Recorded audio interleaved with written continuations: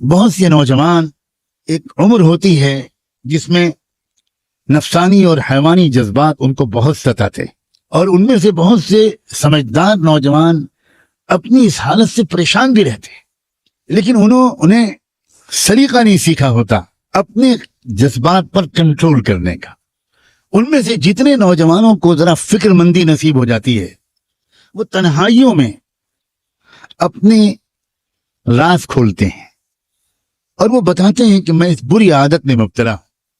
اور بعض بری عادتیں تو وہ ہیں کہ جن کو بتانے کی بھی کوئی ضرورت نہیں ہوتی، ان کی نحوست اور ان کے مضر اثرات انسان کے چہرے پر صاف نظر آتے۔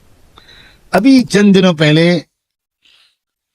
ایک نوجوان میرے پاس آیا اور اس نے آ کر کہا کہ بہت پریشان رہتا ہوں، پڑھائی میں دل نہیں لگتا وغیرہ وغیرہ، دماغ بالکل سن ہو گیا ہے، کسی کام کے لائق نہیں رہ گیا ہوں، پتہ نہیں کیا ہوتا جا رہا ہے، مجھے کوئی عمل بتا دیجئے، کوئی دعا کر دیجئے، پانی پہ دم کر کے دے دیجئے۔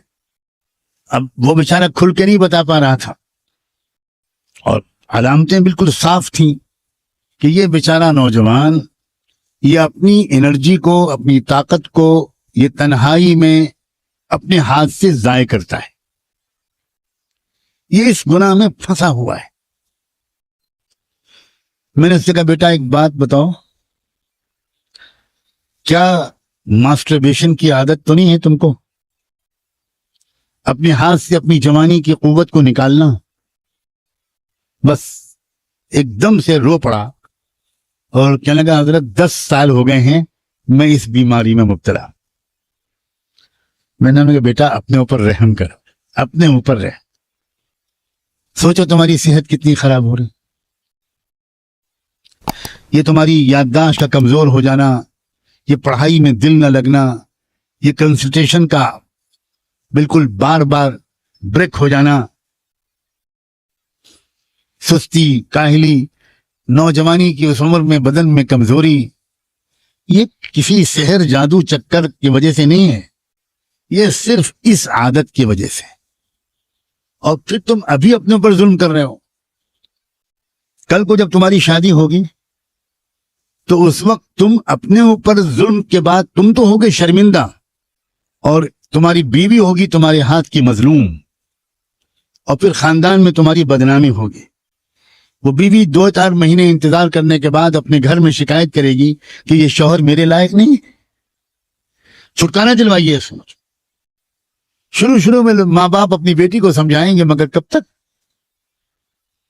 اس کے بعد بات کھلے گی، دونوں خاندانوں میں بات پہنچے گی، تم اپنے گھر میں بھی منہ دکھانے کے لائق نہیں رہو گے۔ شروع میں کچھ دن تک تمہارے ماں باپ تمہارا ساتھ دیں گے، کہیں گے کہ یہ بالکل جھوٹا الزام ہے اور غلط ہے، اور ہم پولیس میں رپورٹ کریں، یہ سب تماشا ہوگا۔ بالآخر ڈاکٹر حکیم کے پاس جاؤ گے اور وہ تصدیق کر دیں گے کہ بالکل صحیح بات ہے، یہ لڑکا اپنی بیوی کے لائق نہیں۔ تم اس زندگی کو جہنم بنا رہے ہو بیٹا،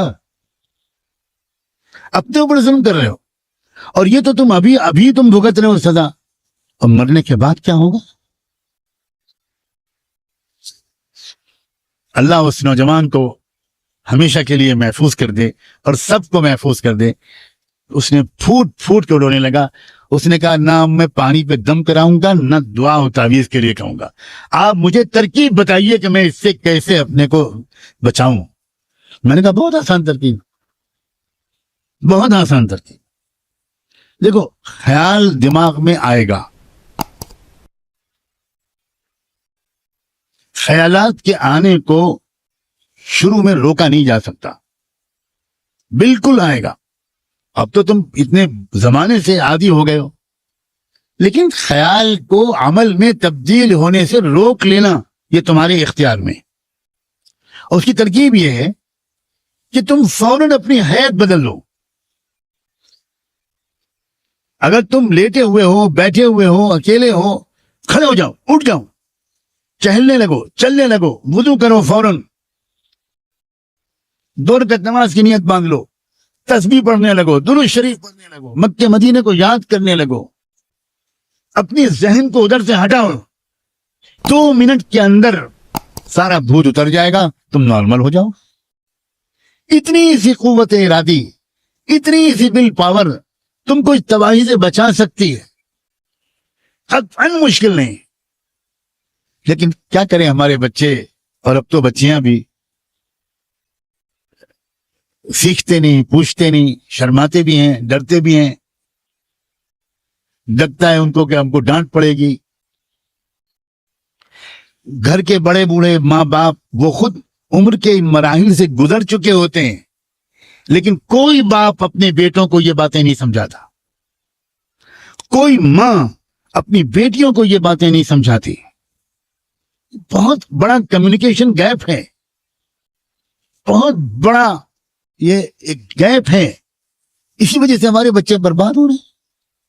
حالانکہ جو آج باپ اور ماں ہیں وہ بھی تو کبھی 14-15 سال کے تھے, وہ بھی تو کبھی 16-17 سال کے تھے, وہ بھی تو کبھی شادی شدہ زندگی سے پہلے کے نوجوان کنوارے تھے. کیوں بھول جاتے ہیں اپنے دنوں کو, کیوں بھول جاتے ہیں اپنی غلطیوں کو, جذبات کو؟ یہ بہت بڑی غلطی ہے. اور میں پچھلے کچھ عرصے سے اب میں نے فیصلہ کیا ہوا ہے کہ میں بار بار ان باتوں کو کھول کر بیان کروں, کیونکہ مجھے جب بھی ایسی باتیں میں نے کھول کر بیان کی ہیں, مجھے 50 سے 100 تک میسیجز یا ای میل ملے ہیں کہ تھینک یو ویری مچ مولانا, اللہ آپ کو جزائے خیر دے. وہ بیان میں میری آنکھ کھل گئی, اور ایسی ترکیب آپ نے بتا دی کہ مجھے 1 سال ہو گیا, مجھ سے وہ غلطی دوبارہ نہیں ہوئی. اس کا مطلب یہ ہوا کہ ہمارے عزیز نوجوان بچے یہ ہمارے جگر کے ٹکڑے ہیں بھائی, یہ ہماری امت کا مستقبل ہے, یہ قیمتی لوگ ہیں.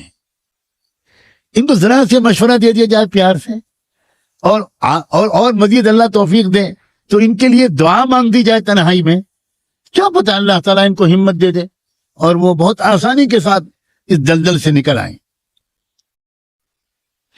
جن لوگوں کا روحانی پہلو مضبوط رہتا ہے وہ بہت آسانی سے اپنے جذبات کو قابو میں کر لے. انہیں تو اتنا عمل بھی نہیں کرنا پڑتا جتنا میں نے بتایا. جیسے کوئی خیال ان کے دل میں آتا ہے وہ ایک دم سے استغفر اللہ پڑھتے ہیں, لا حول ولا قوت الا باللہ پڑھتے ہیں. حضرت یوسف علیہ السلام نے کیا کیا تھا؟ بھاگے تھے اور کہا تھا معاذ اللہ. اتنا ہی تو کہا تھا, معاذ اللہ, اللہ بچا لیجیے مجھے. بھاگے بھی اور دعا بھی مانگی. یہ بہت اہم اشارات ہیں. نقل مکانی, اس جگہ سے ہٹ جانا, پوزیشن کو چینج کر دینا, یہ سب روحانی قسم کی تدبیریں ہیں جن سے انسان بڑی آسانی کے ساتھ نفس اور شیطان کے حملوں سے بچ سکتا ہے.